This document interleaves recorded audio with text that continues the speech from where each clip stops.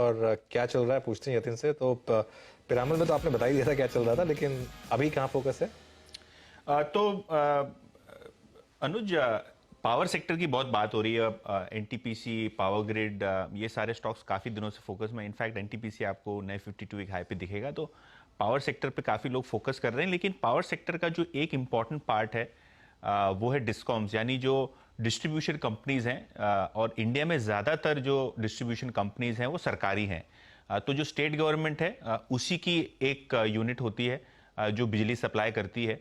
आप बॉम्बे में जाएंगे तो शायद आपको अदानी दिखेगा, या आप कलकत्ता चले जाएंगे तो सीएससी आपको वहाँ डिस्ट्रीब्यूशन करता हुआ दिखाई देगा। लेकिन भारत भर में आपको काफ़ी बड़ी बड़ी डिस्कॉम्स दिखती हैं जो स्टेट गवर्नमेंट की होती है। तो इन्वेस्टेक ने एक नोट निकाला था और वो मैं देख रहा था, और दो चार दूसरे ब्रोकरेजेस की भी नोट आई थी। तो FY21 के जो फाइनेंशियल्स हैं वो अभी आ रहे हैं, क्योंकि ऑडिट हो जाता है सितंबर में, रिटर्न फाइल होता है, तो बैलेंस शीट्स आना शुरू हो जाती हैं।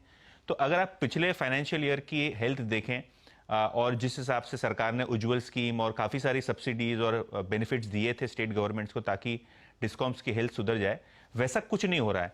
इनफैक्ट अगर आप FY21 की बात करें तो बैलेंस शीट खराबी हुई है। लगभग 25% जो डिस्कॉम्स हैं राज्य सरकारों के अंदर, उनका 25% जो रेवेन्यू है, जो इनकम है, वो है सब्सिडीज। यानी अभी भी एक मेजर पोर्शन जो है डिस्कॉम डिपेंडेंट है राज्य सरकारों के ऊपर जो सब्सिडी देती हैं। ऑब्वियसली अगर हम टैरिफ की बात करें तो सिर्फ 3.5% आपको ईयर ऑन ईयर बेसिस पे बढ़ता हुआ दिखाई दिया है। तो जब डिस्कॉम की हेल्थ आपको सुधारनी है तो सबसे पहला काम करना पड़ता है बिजली के दाम में बढ़ोतरी। वो नहीं हो पा रही है। और मोर इम्पॉर्टेंटली अगर हम देखें जो डिस्कॉम के लॉसेज हैं वो भी बढ़ते जा रहे हैं, जिसके कारण यह प्रॉब्लम आ रहा है। लगभग 65% डिस्कॉम के लॉसेज फाइनेंशियल मिसमैनेजमेंट की वजह से होते हैं, क्योंकि इनकी बोरोइंग रेट 2 से 3% ज़्यादा है, डिस्पाइट द फैक्ट दैट ये स्टेट गवर्नमेंट उसको गारंटी करती है।